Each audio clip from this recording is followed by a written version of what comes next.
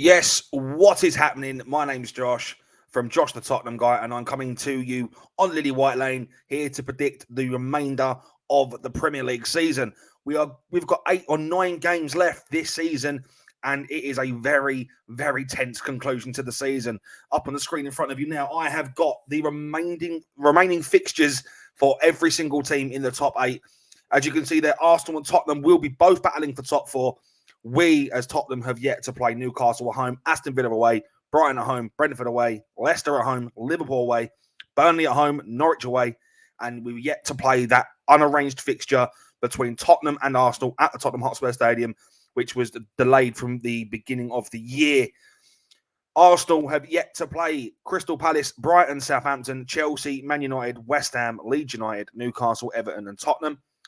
Again, in that unarranged fixture between us and them. The teams that you can see in bold black letters, they are teams from the top 8 that will be playing against the other teams. So, for example, Liverpool is highlighted in bold against Man City because they have yet to play Man City, and they are currently in second.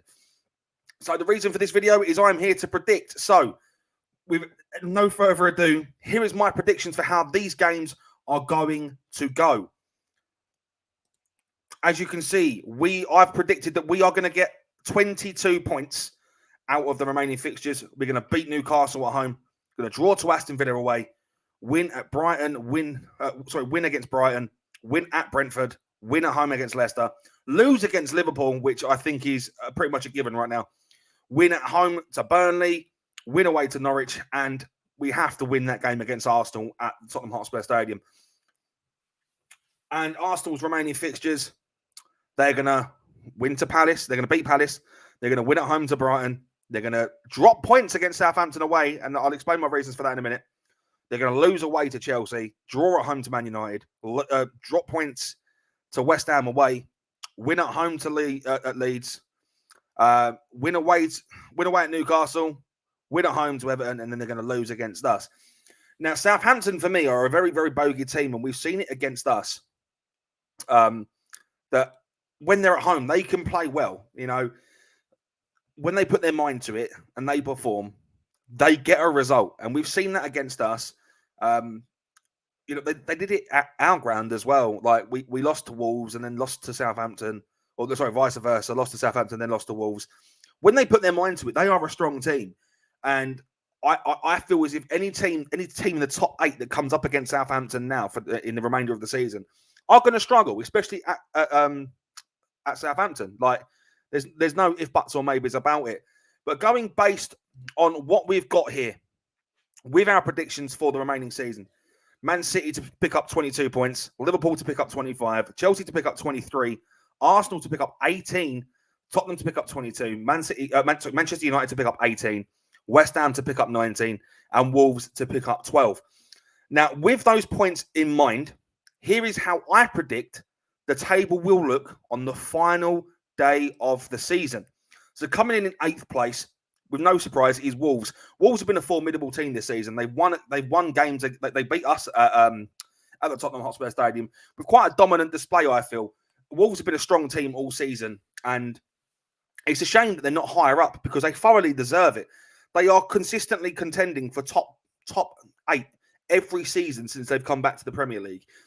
And it's just a shame that they're just missing out on European football by a matter of what? A matter of 10, just under 10 points. So coming in at 7th is West Ham. They will be getting the Europa Conference League place down from the Europa League, simply because I feel as if other results aren't going to work against them. You know, they're yet to play Chelsea, they're yet to play Arsenal, they're yet to play Man City as well. They're going to drop points in at least one of those games. That's a given, especially when 2 of those are at home and 1 of those is away. They're probably going to lose away to Chelsea, in my opinion. On top of that as well, they've got fixture lag as well. You know, Europa Conference League, they've got to play 2 fixtures against Lyon now as well. And, you know, there are other teams in this top 8 that don't have to play other games. So West Ham are fixture lagged. And I don't feel as if they have the depth that they require to, you know, contend for further. But that's why I put them in at 7th. Coming in sixth is Manchester United with 68 points. Again, Manchester United, tough team, very, very tough team. But I just feel as if they don't have what it takes to get Champions League. They're dropping points when they shouldn't be dropping points. They got too many egos in their squad. You've got the likes of Paul Pogba, Edison Cavani, Cristiano Ronaldo, who all think that they're bigger than the crest on the shirt. And, you know, that's when you're a football team, you don't want players like that. You don't want the egos. You want the teams that are going to, you want players that are going to gel with the other players, and they're ultimately going to play well. And I feel as if that's what the teams in the top three or in the top four are doing. They've got players that want to play for the crest on the shirt. They've got players that fit and gel well with the squad, although that's debatable sometimes, especially with us. And they're picking up results. Manchester United just aren't doing that. I mean, yes, they have Cristiano Ronaldo, but Cristiano, there's no I in team. There's 10 other players around him, and you can't rely on Cristiano Ronaldo week in, week out to score goals. So that's why I've got them down to drop points at Liverpool. I've got them to drop points at Arsenal, and I've got them to drop points at Chelsea and Palace as well. Palace simply because it's the last day of the season, and you know Crystal Palace haven't got anything to fight for. They're pretty much safe. They're not contending for. They're not battling relegation. They're not contending for European football. They're going to go out and they're going to enjoy it. Whereas Man United, the pressure is on them to get the points, and I feel as if they're just going to scrape by and get into that sixth place for Europa League. Moving into fifth place, given the results, Arsenal will finish in fifth place on 70 points. Again, they are yet to play 4 of the top 8 in their remaining fixtures. I've predicted that they're going to drop points against Southampton away. They're going to lose away to Chelsea. They're going to draw at home to Man United. They're going to draw away to West Ham, and they're going to lose to us at the Tottenham Hotspur Stadium. The reason I've got them down to lose to Tottenham simply because it's the first North London derby at the Tottenham Hotspur Stadium where it's going to be a full capacity in front of a crowd. So it's not the first North London derby, but it's the first North London derby in front of a crowd. That crowd are going to be up for it. They are going to cheer Tottenham Hotspur on from the moment the first whistle goes to the final whistle, and we are going to be chanting every single second in that game.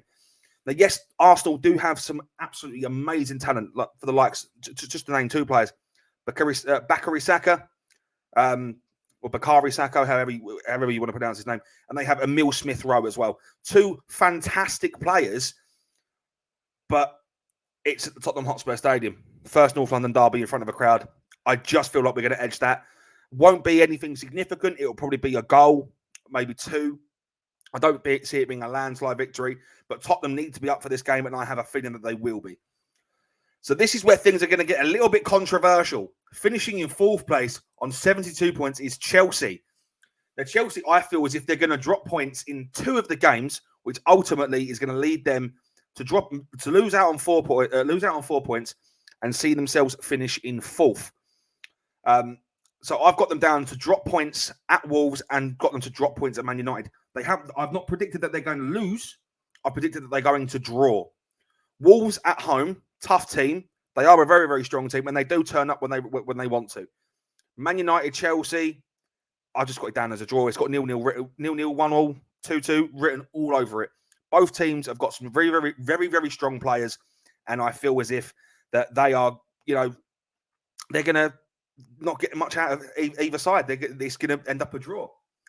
But yeah, I've got Chelsea to finish in 4th, which means in 3rd place on 73 points, I have got Tottenham Hotspur to win.